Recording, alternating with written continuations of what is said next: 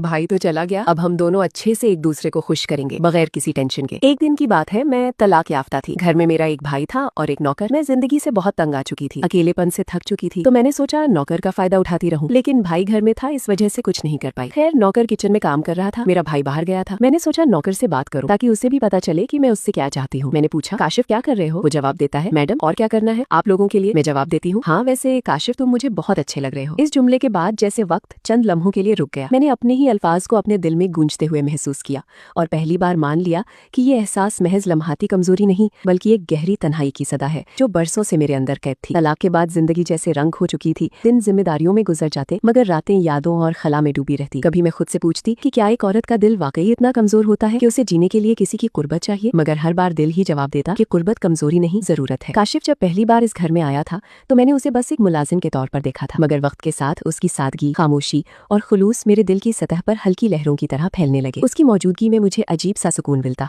जैसे कोई है जो बगैर सवाल किए भी मेरे दिन की थकन समझ लेता है। उस दिन जब मैंने उसे कहा कि वो मुझे अच्छा लगता है तो उसकी आंखों में हैरत के साथ एक नर्म सी चमक उभरी थी, जैसे वो ये सुनने की ख्वाहिश तो रखता था मगर यकीन नहीं था कि कभी सुन पाएगा। उसके बाद हमारी बातों में एक नरमी आ गई, एक मानूसियत जो पहले नहीं थी। वो अब भी अदब से बात करता मगर उसके लहजे में एक अपनायत आ चुकी थी और मैं खुद को उस अपनायत में महफूज महसूस करने लगी थी। फिर वो दिन आया जब भाई ने बताया कि उसे 2 महीने के लिए दुबई जाना है। इस खबर ने मेरे अंदर जैसे किसी बंद दरवाजे को आहिस्ता से खोल दिया। मैंने खुद को आईने में देखा, बरसों बाद अपने चेहरे पर जिंदगी की हल्की सी चमक महसूस की। शाम को जब भाई रुखसत हुआ तो दरवाजा बंद होने की आवाज ने घर में एक नई खामोशी भर दी, ऐसी खामोशी जो खौफनाक नहीं बल्कि इम्कानात से भरी हुई थी। मैं आहिस्ता आहिस्ता किचन की तरफ गई जहाँ काशिफ बर्तन समेट रहा था। उसने मेरी तरफ देखा और उस एक नजर में सवाल भी था और इंतजार भी। मैं उसके करीब जाकर रुक गई, दिल की धड़कन तेज थी और मैंने आहिस्ता से कहा, अब तो भाई चला गया। उसके लबों पर हल्की सी मुस्कुराहट आई मगर उस मुस्कुराहट में भी झिझक की लकीर थी। हम दोनों जानते थे कि ये लम्हा महज एक जुमला नहीं बल्कि एक फैसले की दहलीज है। इस रात का इंतजार मेरे लिए बहुत तवील था। मैं अपने कमरे में बैठी रही, खिड़की से आती हवा पर्दों को हिलाती रही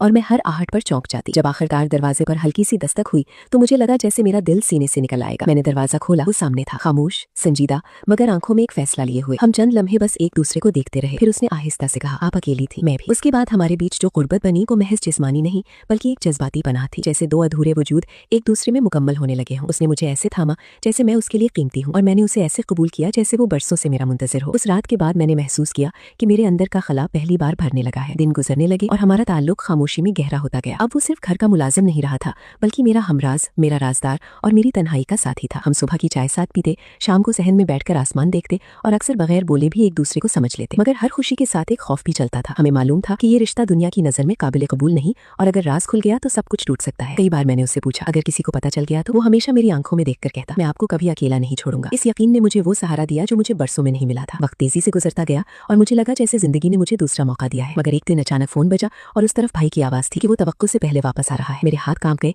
दिल में खौफ की लहर दौड़ गई और मैंने पहली बार अपने फैसलों का वजन महसूस किया। मैंने काशिफ की तरफ देखा, वो खामोश था मगर उसकी आंखों में घबराहट के साथ अज़्म भी था। हम दोनों जानते थे कि अब हमारी आजमाइश शुरू होने वाली है। भाई की वापसी के दिन घर की फिजा बदल गई।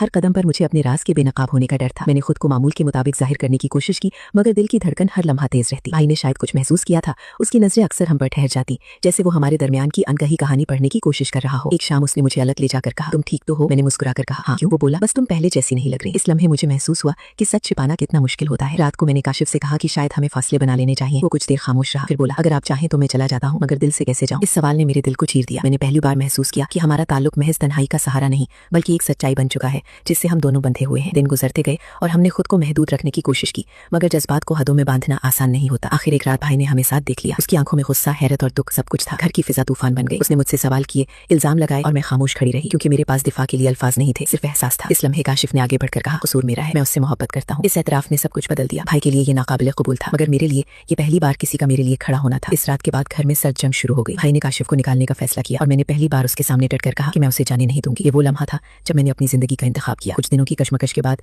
भाई ने मुझसे बात करना कम कर दिया मगर मैंने अपने दिल की आवाज को नहीं छोड़ा। वक्त के साथ हालात नरम पड़ने लगे। भाई ने शायद ये मान लिया कि मैं अब बच्ची नहीं बल्कि अपनी जिंदगी का फैसला करने वाली औरत हूँ। काशिफ ने घर में रहते हुए भी फासले का एहतराम रखा मगर हमारे दिलों की कुर्बत कायम रही। महीनों बाद एक दिन भाई ने खामोशी से कहा, अगर तुम खुश हो तो मुझे एतराज नहीं। इस जुमले ने मेरे दिल का बोझ हल्का कर दिया। मैंने पहली बार खुलकर सांस ली। उसके बाद हमारी जिंदगी ने एक नया रास्ता इख्तियार किया। हमने समाज की नजरों से ज्यादा अपने दिल की सच्चाई को अहमियत दी। मैंने महसूस किया कि मोहब्बत हमेशा आसान रास्ता नहीं देती मगर अगर सच्ची हो तो आखिरकार अपने लिए जगह बना लेती है। आज जब मैं माजी को देखती हूँ तो मुझे अपने फैसले पर नदामत नहीं बल्कि सुकून महसूस होता है क्योंकि मैंने तन्हाई से समझौता करने के बजाय जीने का इंतखाब किया था और काशिफ वो शख्स निकला जिसने मुझे दोबारा महसूस करना सिखाया। हमारी कहानी शायद रिवायती नहीं थी मगर सच्ची थी और कभी कभी सच्चाई ही सबसे बड़ी ताकत बन जाती है।